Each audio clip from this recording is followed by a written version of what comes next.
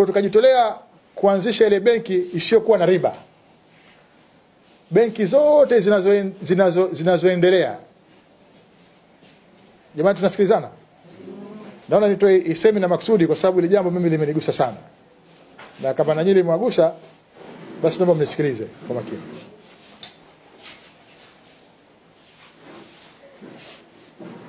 Zinafanya unapoenda kuweka fedha leo wewe, benki inapofanyia biashara inaizalisha. Inapofanya biashara benki leo unapoweka, na benki hizi ndio maana unakuta pale kuna wafanyakazi wamevaa mashati yao wanapendeza. Wale pesa wanatoka wapi? Unaona zina majengo makubwa makubwa. Benki zina rasilimali, zina asset mbalimbali, na zinajiendesha kwa faida nyingi ya benki hizo. Mimi nikasema wakati tunasubiri utaratibu na mfumo wa kuwa na kama benki za Kiislamu nyingine zinavyofanya, mimi nitakuwa tayari kutoa ruzuku kwa benki yetu ya Kikwajuni kila mwaka, kulipia kodi ya jengo, kulipia mishahara, kulipia umeme, kulipia na mambo mengine yote. Lakini wananchi wenzangu wa jimbo la Kikwajuni na wengine wote watakayotumia wasichajue wao ile riba. Na nikawa nafanya hivyo. Mimi jasikuwa natoa mimi kila mwaka fedha. Muulizeni huyu. Kila mwaka natoa fedha naingiza katika ile benki. Kwa sababu wananchi waweze mtu atakachokitoa akichukue asitoze zaidi kwa maana ya riba. Jamani, wananchi wa jimbo la Kwajuni tunataka nini jamani? Tunataka nini jamani? Nikasema sasa ndoto yangu imefikiwa. Na taasisi ya kujengea uwezo na taasisi ya kuwezesha. Umaskini sasa tumepambana nao. Watu watajifunza, watu watapata mitaji. Wakaenda wakatokea watu wakachukua pesa za watu pale, hawakurudisha na wala hawana nia ya kurudisha.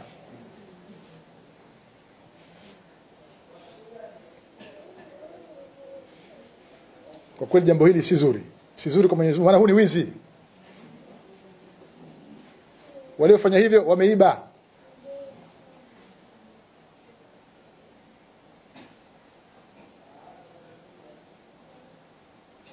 Na wakaenda wakasomba sasa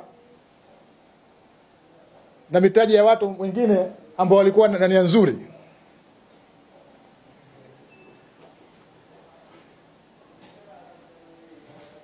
Jambo hilo mimi limesikitisha sana.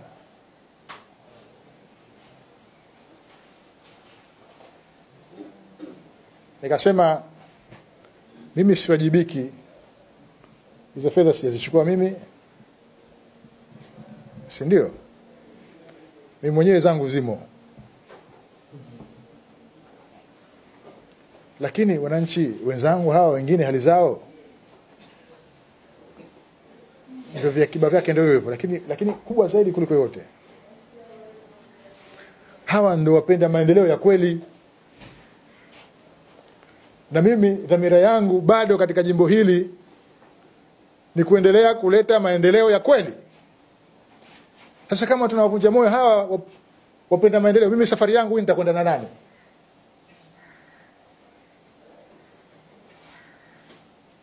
Kwa sababu wakati mwingine wakaanzisha mradi mzuri, watu wakasema bana tukishiriki tunaona bana mambo kwa sababu tu watu wachache, na tena bahati nzuri hawa watu ni wachache sana. Na leo mimi nimewaita hapa wote wanaodai na wanaodaiwa. Lakini na hakika wanaodaiwa hajaja tamaa. Yuko ambaye anadaiwa yumo katika nyinyi? Yumo? Hakuna Simnaona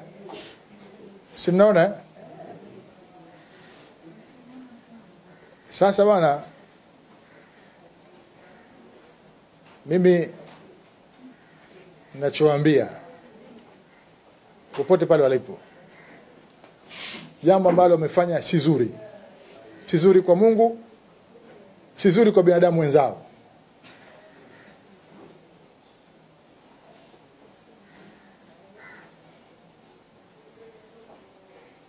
Na nyinyi uongozi wa kwenye SACCOS Bank kama mtaamua kuachia, hiari yenu.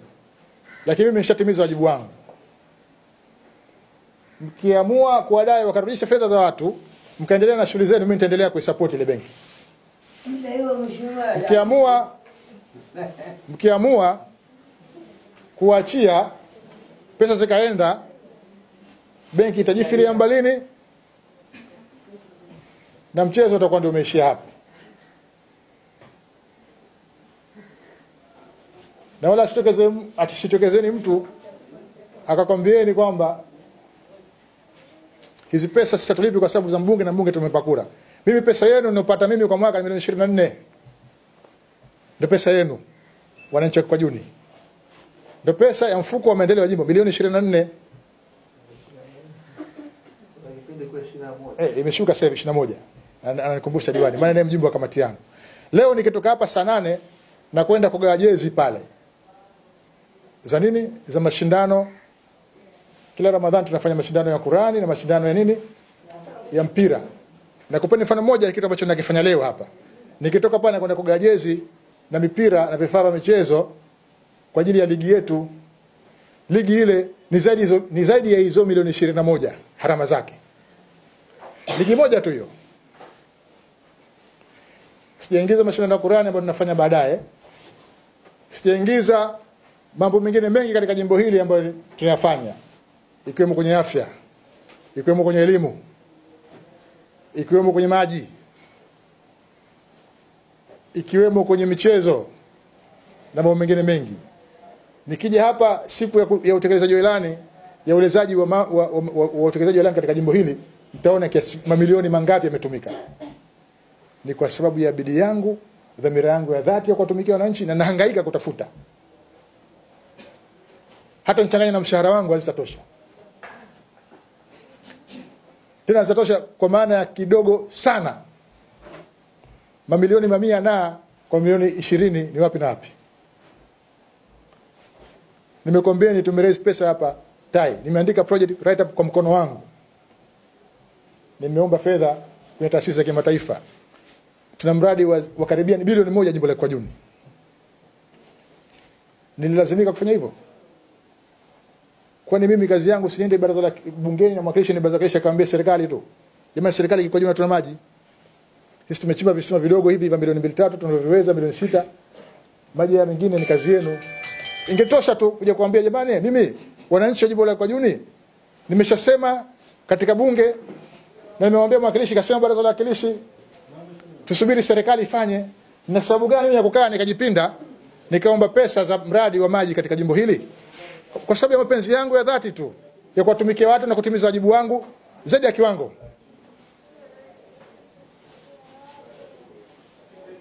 Sasa atakayesema kwamba pesa hizi za mbunge kwanza si pesa zangu, pesa zenu nyinyi ndio walichukua pesa zenu. Hata kama zangu zipo, lakini pili mimi sina pesa kumgaia mtu au kumpa mtu anini.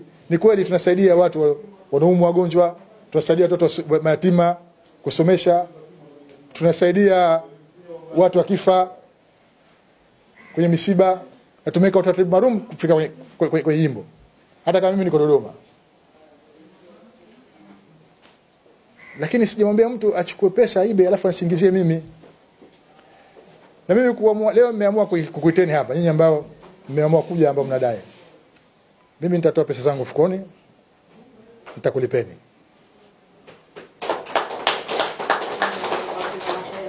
Nafanya hivyo kwa huruma zangu. Nafanya hivyo kwa huruma zangu. Lakini walichukua fedha za watu wazirudishe. Na kama hawajazilipa hapa watazilipa huko kwa Mungu.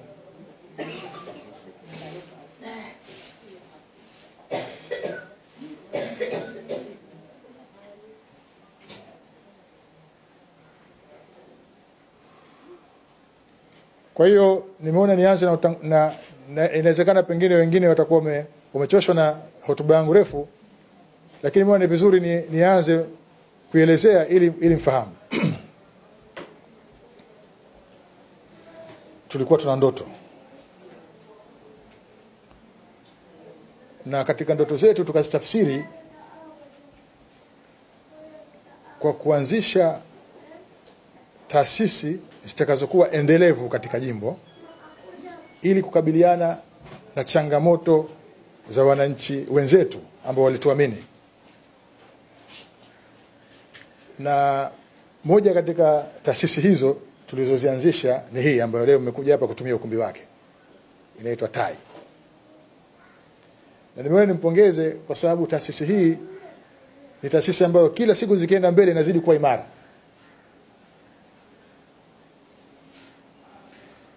Na wahenga wanasema ukiona vinaelea ujue vimeundwa, si ndio? Na kila kitu ni uongozi na usimamizi.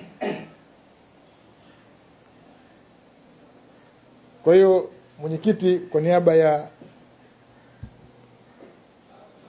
watu wote ambao ni wadau katika taasisi hii, mimi nataka nikupongeze sana. Mimi wanasema na feel proud wazungu kwamba tuna taasisi ambayo tulianzisha kama tulikuwa tunaota, lakini leo imeendelea kuwa imara na malengo ambayo tumeyakusudia yamevuka hata mipaka. Mpaka hata leo tunakuja kutumia kwenye ukumbi wako. Tunakushukuru sana. Lakini hii ilikuwa ni taasisi ambayo leo iko imara, tumeanzisha kama ambavyo taasisi ambayo ile tufanye leo tukutane hapa iko Juni SACCOS Bank. Leo ni taasisi ambayo tulianzisha kwa malengo hayo. Nitaeleza malengo gani. Lakini bahati mbaya kuna baadhi yetu wakatuangusha.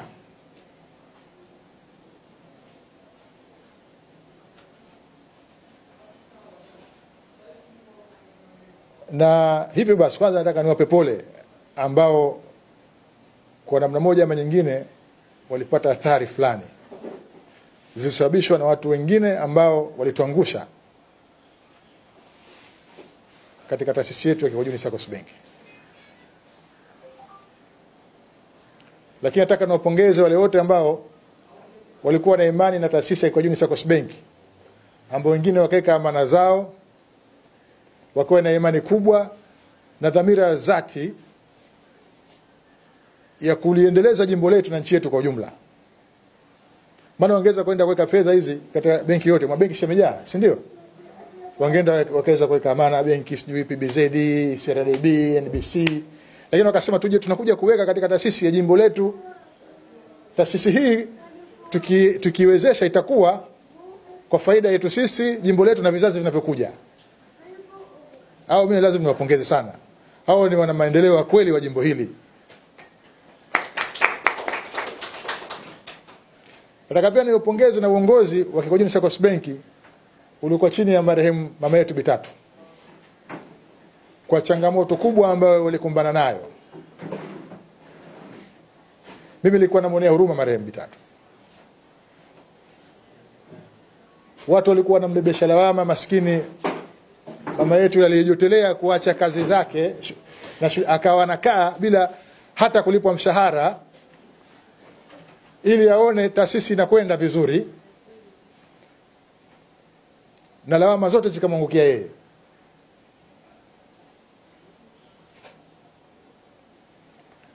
Sasa yote haya ni kwa sababu ya baadhi ya wananchi wenzetu wachache ambao mimi naweza kusema ni wapinga maendeleo. Mimi leo hapa nazungumza kwa wazi leo. Hapa leo kama kuna watu watamua sinipe kura, kama nitagombea tena, mimi niko tayari. Hii nasema wazi kabisa. Na mimi vyombo vya habari maksudi watu wote wanisikie. Sitaficha kitu. Kwenye ukweli tutasema ukweli. Na hiyo na msemo ukweli ni kipenzi cha Mwenyezi Mungu. Kwa sababu sisi viongozi mnatupa dhamana, tuna dhima hiyo. Kama sijawaambia nyinyi mimi ukweli, atawaambia ni nani? Si ndio? Hatuwezi tukatunyamaziana, watu wanafanya vitu vya ovyo, alafu hatuambizani. Lazima tuambizane, tubadilike.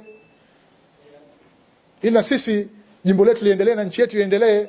Maendeleo ya jimbo yanaletwa na wanajimbo, si mtu mwingine. Ya nchi yanaletwa na wananchi wenyewe. Na mimi wakati ule miaka hiyo iliyopita kama 9 niliyosema, nilikuwa nimeona jimbo hili kwa sababu nalijua jimbo ambalo nimezaliwa, jimbo ambalo nimekulia na naishi. Najua changamoto zake. Na changamoto kubwa zilikuwa ni masuala ya ajira. Kweli sio kweli? Nikaona kina mama wengi wanahangaika, maskini za Mungu, wanafanya biashara vyao, wengine wanauza urojo, sijui wengine madira, wengine na vimiradi vidogo vidogo, wanasumbuka kupata mitaji. Nikaona vijana wengine wamesoma, hawana kazi, wanasubiri kazi za kuajiriwa, kazi zenyewe ni chache. Tukasema tatizo hili tutalitatua kwa njia mbili. Moja ya kwanza, tuhakikishe vijana wetu tunawaandalia ujuzi mbali kulingana na mtu na kipaji chake. Waliokuwa hawajabahatika kupata elimu wawe na ujuzi wa kufanya mambo ambayo mtu atayapenda mwenyewe. Na ndio tukaanzisha taasisi hii kwa lengo la kuwapika vijana na kina mama wapate ujuzi ili waweze kufanya shughuli zao. Kama mtu alikuwa anafanya biashara ndogo ndogo, akisomeshwa mambo ya ujasiriamali na misingi ya biashara, manake biashara ile ataifanya kwa utaalamu. Kama alikuwa anapata faida shilingi 100 anakula 80, ataambiwa kula 50 weka ongeze mtaji ili biashara yake ikue, aondokane na maskini. Kama kuna kijana ambaye ujuzi wake ni sanaa, tukaweka hapa mafunzo ya sanaa. Kama kijana ambaye ujuzi wake mambo ya kompyuta, tukaweka hapa center ya kompyuta. Na mpaka leo ipo. Kuna vijana ambao wanataka kutumia fursa sekta ya utalii, tukaweka hapa masuala ya Kiingereza hapa kusomeshwa, mpaka Kichina hapa tunasomesha. Mpaka mapishi hapa tumefundisha vijana wapike. Tutoe mashefu hapa waende wakahudumia hoteli za kitalii zilizojaa huko kwenye fukwe ambazo zinaajiri wa mashefu kutoka nje ya Zanzibar. Yote hayo ilikuwa ni dhamira yetu njema. Tumetengeneza vijana tukapeleka kwenye incubator ya Mbweni kule, wakajifunza. Leo sasa hivi tunatengeneza hapa Vocation Training Center, chuo cha ufundi ndani ya Tai. Yote haya mimi natoa pesa zangu mfukoni wakati mwingine kuweza kufadhili program hizi ili wananchi wa jimbo hili wasome bure katika hii taasisi. Lakini tukasema utakapokuwa umewapa ujuzi wa haya mambo mbalimbali, iwe ya sanaa, iwe ujasiriamali, iwe ya kompyuta, iwe ya ufundi, iwe ya lugha, hata waliosoma na digiri zao, hapa tulikuwa tunawaandalia program za mafunzo za kuandaa kukabiliana na changamoto ya soko la ajira, namna ya kufanya interview, namna ya kwenda kuomba kazi, namna ya kuandika CV, kuandika barua za maombi ya kazi. Yote tulikuwa tunatoa hapa mafunzo ya bure. Hapa tumesaidia kuwasomesha vijana wa elimu za juu na elimu mbalimbali. Sasa hivi tuna Sports Academy tumeanzisha hapa. Tunataka tuwatumie vijana ambao tena leo pale mnakaribishwa kuja. Tunakuja kuwapatia vifaa vya michezo, ili wale ambao wana vipaji hata mpira uweze kutumia vipaji vyao hivyo wapate kazi. Tumebahatika kupata misaada na taasisi ya kimataifa. Tai sasa hivi inatambulika kimataifa. Tuna miradi ya UNICEF, tuna miradi ya UNDP, mpaka miradi mikubwa ya maendeleo ya jimbo ya maji ya mabilioni ya fedha imetokana na taasisi hii. Leo Tai ina fedha za miradi ya maji. Tumefanya miradi mikubwa miwili mpaka sasa hivi. Kuna fedha nyingine imekaa, tumeambiwa na serikali ya Zanzibar, na wao wameanzisha mradi wa serikali. Tukasema fedha nyingine hii tutaitumia tupeleke majimbo mengine. Hiyo ndio Tai. Na ndio maana mimi nikaanza kumpongeza sana mwenyekiti. Kazi mnayoifanya ni kubwa na nzuri.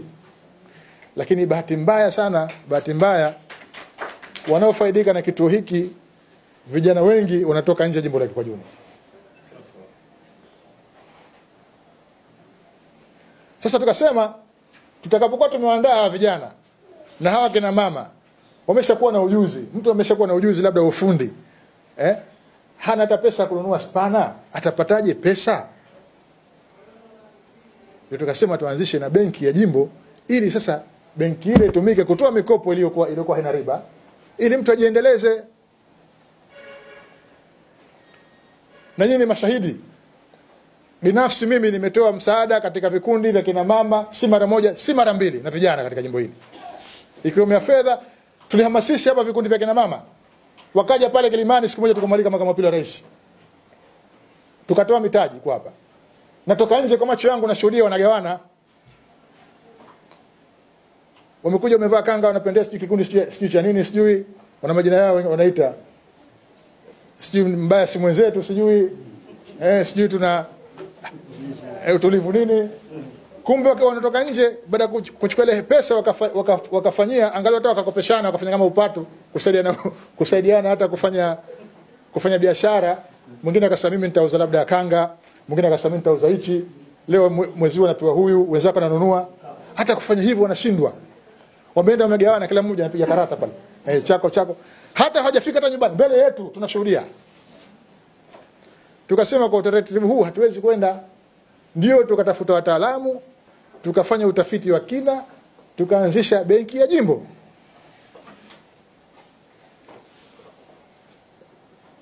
Kumbe nilifanya makosa makubwa sana. Na niliambiwa, lakini kwa sababu ya mapenzi yangu makubwa na nchi wenzangu wa jimbo hili, mimi nikawa kichwa ngumu. Wataalamu waliniambia, hapa bwana usiingize pesa zako nyingi. Waambie wenyewe wachangie hawa. Nikamwambia wananchi wangu hawana uwezo. Mimi nitafanya. Ngoja nikaende kwenye ile benki yetu nikaazime. Unakwenda pale unapewa unaondoka naye. Kwa sababu pengine akiba yako uliweka pale haifiki 500,000. Kwa hiyo huwezi kuhudumia ile tatizo ambalo limekukabili. Kwa hiyo kama umeweka pale 100,000 ukachukua 500,000 maana yake umechukua 400,000 ya wale wengine ambao waliiweka ya ziada. Sisi tumeelewana? Sasa kilichotokezea ni kwamba kuna watu walioweka na kuna watu ambao walienda kukopa. Ilitakiwa hawa waliokopa warudishe. Ili mwingine akitaka kukopa akapate au mwenye akiba yake akiona shida ya hela yake. Sasa mimi nataka leo nimeweka pesa yangu shilingi milioni 1, leo nahitajia. Akienda pale ikute na apewe bila usumbufu wote. Tumeelewana mpaka? Sasa wewe ukienda kuchukua hukurudisha na umeambiwa urudishe baada na hao wana mipango yao. Unajua huyu ninampa baada muda fulani akirudisha benki haitakuwa imefilisika. Kwa sababu sare fulani huwa atarudisha tu na hapa akiba hii tunayo ya kutuvusha mpaka huyu atakaporudisha. Si ndio? Sasa mkivuka ile tarehe nyote hamjarudisha. Sawa? Manake huyu mwenye akiba yake nyingine utakuwa umezichukua wewe za kwake sasa. Ndio kilichotokezea hapa. Nadhani nimeeleweka. Au sivyo nilivyoeleza? Hiyo la pili, Mzee Bura nadhani hujanifahamu.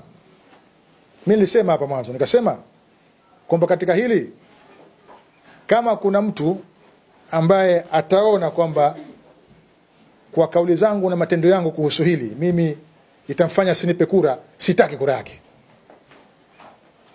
Wacha wanipe ambao wataona kwa kauli yangu mimi na matendo yangu katika hili ni sawa. Kama nilivyokwenda kuomba kura Kundemba kipindi kile miaka 5 iliyopita nikamwambia kama kuna mtu anapenda kuona hawa ndugu zetu wakikaa hawa wanakaa kama mazezeta na mateja na sisi viongozi tumelinyamaza kimya jambo hili, msinipe kura. Lakini anayetaka tupambane pamoja na huu uovu basi anipe. Wakanichagua, mimi nikajua walio wengi hapendi yale mambo, si ndio? Kwa kama kuna mtu atatetea dhuluma mimi asinipe kura yake. Lakini nimelisema na narudia, waliofanya hivyo wameiba pesa za watu. Lakini kwa sababu mimi hii benki si yangu, tafsiri ni moja kwamba mimi nimeanzisha kitu kwa ajili ya wananchi. Mimi kama hamasishaji na muwezeshaji jambo lisimame, lakini si yangu. Hii time si ya kwangu. Kwa siwezi mimi nikatoka nikawadai jamani mchukue mpeleke polisi. Taasisi ina uongozi wake na taratibu zake. Wala mimi siwezi kuingilia nini wafanye. Mimi kilichoniuma kama kuna watu wananchi wenzangu wana matatizo, nikaona tu hili kwa wema wangu niingilie katika kulimaliza hili kwa wale ambao wanadai basi. Hawa wenyewe sasa wenye uongozi wa taasisi wakiamua kuipeleka polisi wapeleke. Mimi wala sitaenda kumtetea mtu katika hili. wakiamua kwenda katika majumba yao kuchukua vitu vyao kwa utaratibu. Kwani siku na taasisi zinakopesha? Kuna ile BRAC sio inaitwa. Unasubutu kutokurejesha hata shilingi? Hasubutu. Kwa nini hiyo wanaichezea? Labda kwa sababu wameuona uongozi wa taasisi hii uko weak. Na samani kwa kusema hayo, lakini mimi nazungumza ukweli. Kwa sababu wameona uongozi wa taasisi umeregea. Pengine. Si ndio? Kwa sababu mimi si usiki wala sio kanifuata, mimi si benki yangu. Mimi jukumu langu limekwisha. Na ndio maana kuna utaratibu wake uliowekwa kwa mujibu wa kitaalamu. Kwa mujibu wa wizara inayoshughulika na idara ya ushirika, ilikuja pale ikatrain ikaweka utaratibu wa kuwa na bodi, kuwa na management, si ndio? Sasa ni juu yao wakiamua kuzidai. Wakiamua kuzidai wakazirudisha. Benki ikirudi ikitaka kuendelea, mimi nimesema nitaendelea kusupport kwa sababu mimi sitachoka kuunga mkono juhudi za maendeleo za jimbo hili. Hasa juhudi ambazo zimezianzisha sitakubali zife kirahisi. Mzee Bura ananisikia lakini kama watamua kuacha kumwachia Mungu, mimi wala sitalazimisha wazidai. Isipokuwa itakuwa ndio hiyo benki yenyewe imeishia hapo. Mimi nitatafuta njia nyingine za kusaidia wenye nia kutaka kusaidiwa. Nadhani nimekujibu vizuri mzee. Na umenielewa.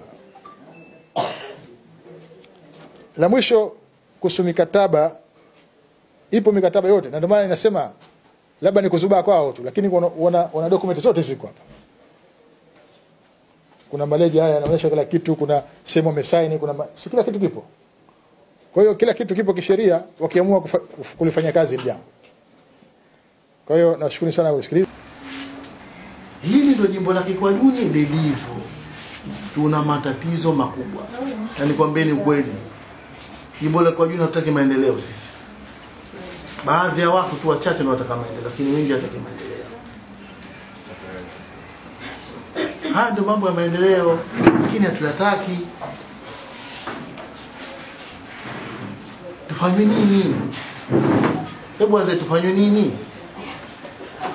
Tunapotaka hapa mkitoka hapa mkazungumze nje kwa sababu wengine watazungumza vingine sivyo. Na leo hapa alipozungumza mbunge na anazungumza diwani, basi hakikisha huko wataenda kuzungumza vingine. Watu wanaenda kusema bwana watu wameitwa leo wameenda kusuta uzuri imetukanwa. Kumbe hatujaja kusuta, tumekuja kuelekezana. Na mfahamu hali halisi ilivyo jimbo letu. Mnatakiwa mkitoka hapa mkazungumze haya mambo. Vinginevyo jimbo letu litakuwa linayumba kila siku. Hivi aje mbunge gani, aje mwakilishi gani, aje diwani gani hata mambo yakae sawa hapa? Tunataka nini jamani? Hivi sasa hivi kuna baadhi ya watu wanakuja, sio na kikundi, sio kweli mbunge atakuwa na moyo kutoa kweli? Hivi kwa kuseme mfano hivi, watu kweli ingekuwa wanapata utaratibu mzuri kama hivi, wanakopa na rejesha. Sasa hivi watu wangapi washafaidika jimbo letu? Wengi sana. Ingekuwa hamna soko tena, mheshimiwa nipe hichi, mwakilishi nipe hichi, kesi ingekuwa shaondoka zamani. Mheshimiwa anachokuomba kitu kimoja. Nachokuomba sana mheshimiwa wangu, mbunge wangu, kwamba lazima watu wote ambao walikuwa wamechukua pesa hajarejesha wafuatiliwe na pesa wasitoe.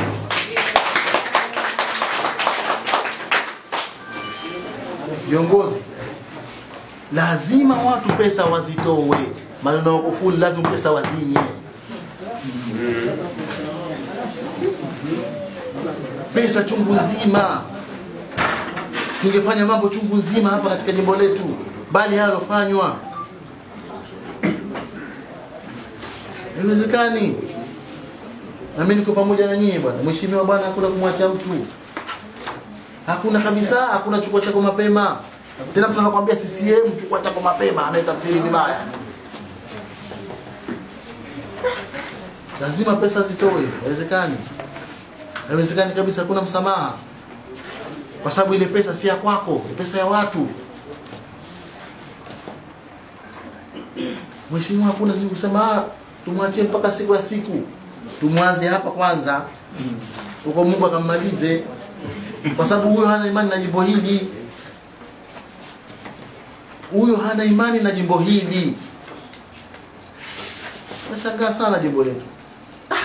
Yani sana. Alafu watu wanazungumza mambo ya majungu kweli kweli katika jimbo hili.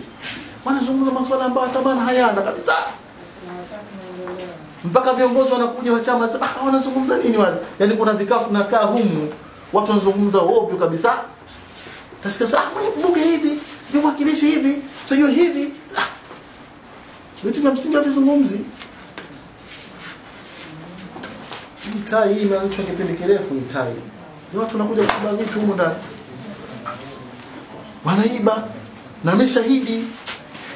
Maspika wametolewa, kuna vitu bwana zimetolewa maspika mpaka leo mabovu yale pa. Tumehangaika kuvitafuta. Kumbe tu ambao chukua kwa juni na wale wazao mtu kwa juni. Kaiba mtu kwa juni, alouzwa vifaa mtu kwa juni. Ona hatari hiyo?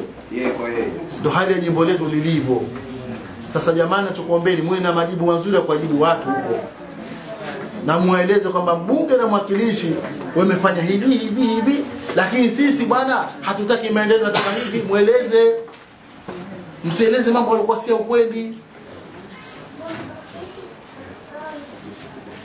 Mbona kikao pale bwana hapa kwa juni chini hapa, watu walizungumza vitu vya hata vya msingi hawana. Walizungumza watu vitu walizungumza tu mambo mabovu kweli kweli, maneno mabovu ya kweli hasa wamezungumza. Na mimi nikazungumza nikatoa hoja vizuri, lakini watu bado hawajanielewa. Mheshimiwa anakuambia siku hiyo tunazungumza vitu vya ovyo sana. Tena wengine watu wana heshima zao. Lakini kila ninavyoeleza sio kabisa wale. Tena naeleza ule ukweli ulivyo hali halisi. Lakini bado sasa mimi nimesimamishwa hapa au nimeambiwa hapa nisimame hapa nitoe shukrani, lakini kwanza masikitiko yangu makubwa sana. Masikitiko yangu makubwa sana.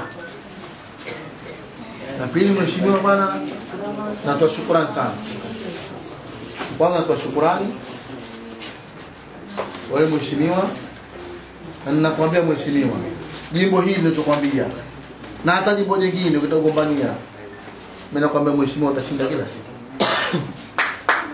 Hilo ninachokuambia. Na mimi usema katika vikao, mimi simfichi mtu. Na mimi kama kuna watu watanipa kura sawa, kunipa basi.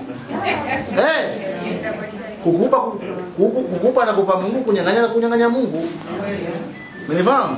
Mheshimiwa, jimbo hili gombania mara 100 utachukua kwa sababu wewe unakwenda na Mungu. Leo watu wanalipa pesa zao hawa, haki zao shaka muda mrefu hawa, wameibiwa pesa zao walikuwa hawa. Ndani ya Ramadhani hii mnalipa pesa zao hawa. Pesa chungu nzima hizi. Lazima Mungu awe pamoja na wewe. Miradi ya maji unaifanya hii, majimbo mengine hamna. Mpaka viongozi wakubwa wanakuja kusema pale. Sadaka kubwa kwa Mungu hii, sadaka kubwa kwa wananchi. Mungu lazima awe pamoja na wewe. Mimi nakwambia usho naso. Na jimbo hili ugombania mara 100 utashinda. Pamoja kwamba kuna majungu ambayo yalikuwa hayana maana, lakini utashinda kwa sababu unakwenda na Mungu. Ukigombana na huyu unagombana na Mungu. Leo anakupa pesa yatima. Mpaka yatima anakuja anakupa pesa. Mashindano makubwa Qur'ani ndara Ramadhani, watu vijana wadogo wanakuja kusoma wanakuwa pesa. Bali mambo mengine maki kizungumza siwezi kumaliza hapa. Siamalizi kabisa. Hapa kuna kipindi hapa watu kipindi cha maji ilipokuwa taabu wanatoka hapa wanaenda kuchukua maji kule msikiti Mabuluu. Leo maji hapa toka hivi. Minimum. Sasa wewe unakwenda na Mungu.